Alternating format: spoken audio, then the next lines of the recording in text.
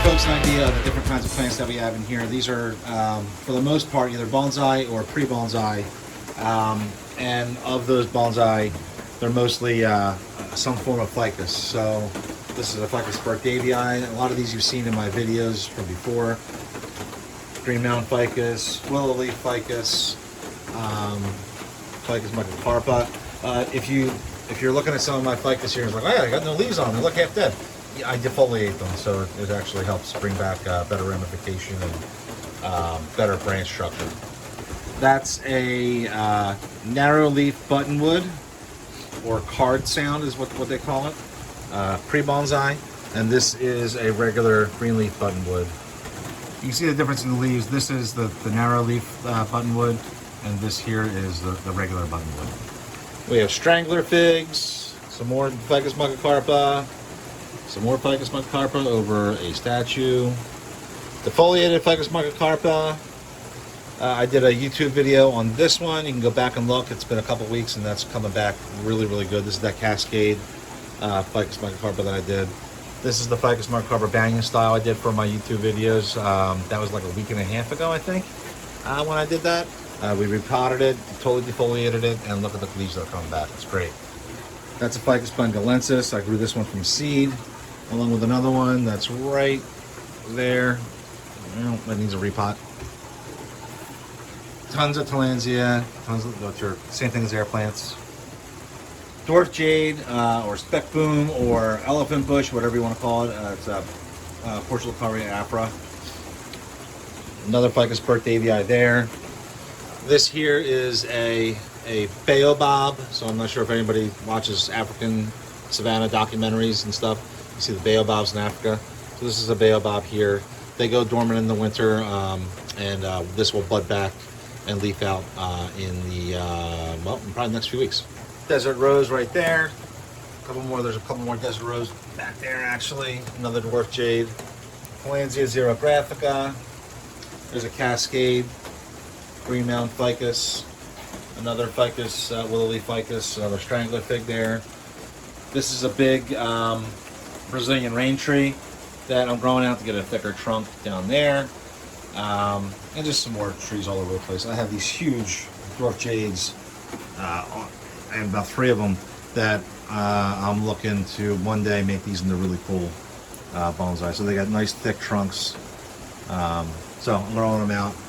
I take the cuttings and probably sell them on eBay. This is a staghorn fern that they're one of my favorite plants. They're just cool, and then they get too big. So I don't know why I bought this one, to be honest with you. I just did one day.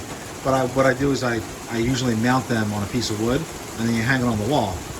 But as you can see, I have no room for anything that gets that large. They could easily take up half this greenhouse by the time they get that big. So that one's going to be heading to a family member's house, actually, down in Florida. And I'm constantly making new trees, so you can see back here I have some cuttings started. There's some cuttings in the back there. Behind all these trees, which you can't see because it's just way too cluttered, there's a bunch of ficus that I started from cuttings last year. And what I normally do is I'll start the cuttings. You can see some pots back there. I start the cuttings, let them root, and then I throw them back there behind all of the other plants, and they grow all winter. I just let them go, and I make sure I water them.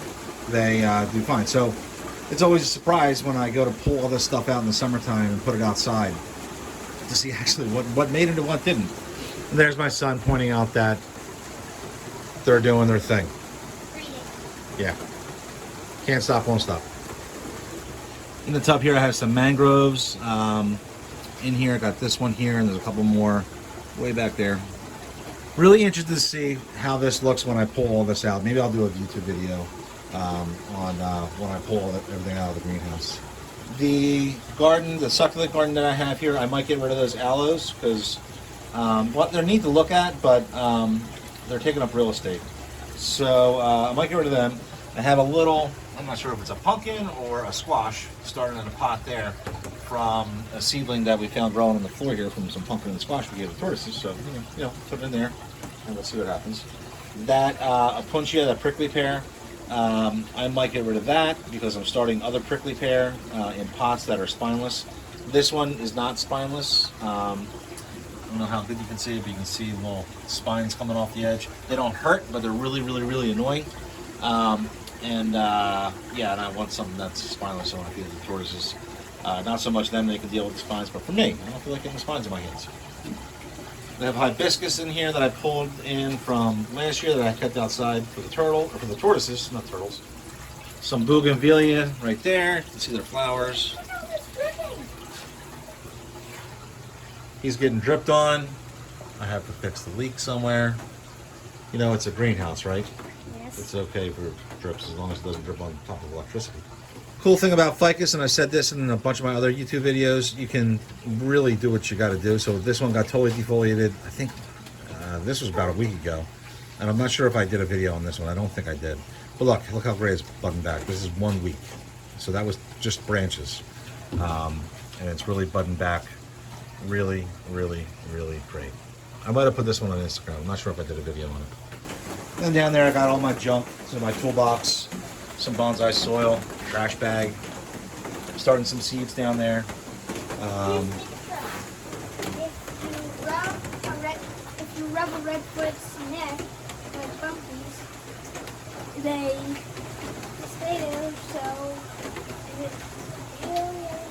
Do they stay there? yeah. He's standing here right now. Yeah? I think he's got other ideas, to be honest with you. Well, he's looking at the sun, being comfortable. He's a cool tortoise. Alright, so I think that's about everything. I probably talked too much. I might have to make this into more than one video. And I probably talked too fast. But if anybody has any questions, feel free to leave a comment. If there's something in here that you found to be really cool and you want me to do something more on it, please let me know. There's that tortoise. He's just checking out. Don't freak her out. Put her back. Yeah, so if there's anything in here that you guys see that you want to know more about, let me know. I'll probably do another full video on the turtle tubs and stuff like that one day. So we're at the beginning of spring, and we hopefully will be putting these plants and animals, and there's a guy that won't stop, outside in the next few weeks maybe. I'm thinking maybe the Ferns tortoises and the Greek tortoises that are way back there, they'll go outside soon. They are going outside on really good sunny days. If you listen, and yeah, that's the clucking. He's saying they cluck when they do their thing. Yeah. Anyway, so all these plants and stuff are going outside in the next few weeks. As soon as we can keep those nighttime temperatures above like 50, 55 degrees, then the plants are okay to go outside for the most part. And then they go crazy with growth. I mean, they're doing good right now, but once they get access to full sun and rain and all that stuff, it'll be cool. The tortoises, like I said, the Greeks and the Hermans might go out in the next few weeks, depending on the temperatures and stuff. And then the redfoots, we're probably shooting for May something. I'd like those temps to stay up above 60 degrees at night if we possibly can. I think you should leave him alone. Let him, give him some privacy. Dang, who's this? That is Buzz. That's Buzz. Buzz will be laying. That's Woody. Buzz should be And laying that's soon. Bumpy. And that's Wobbly. We gotta do a video on Wobbly. Yeah. She's a unique tortoise. Buzz should be doing another laying egg. Woody, we haven't seen her lay a lot because... Yeah. She's laid a couple clutch. She laid the last big clutch. Probably like two. But Buzz is the one who lays most of them. This one. Yeah. She's the egg machine.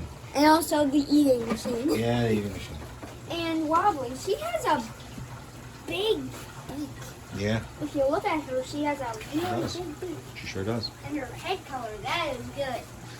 Okay, so like I was saying, if you guys want to see anything more in particular, you have questions, leave a comment, let me know, and I'll be happy to try to do a video on that, or at least answer your questions in the comment to the best that I possibly can. So thank you very much.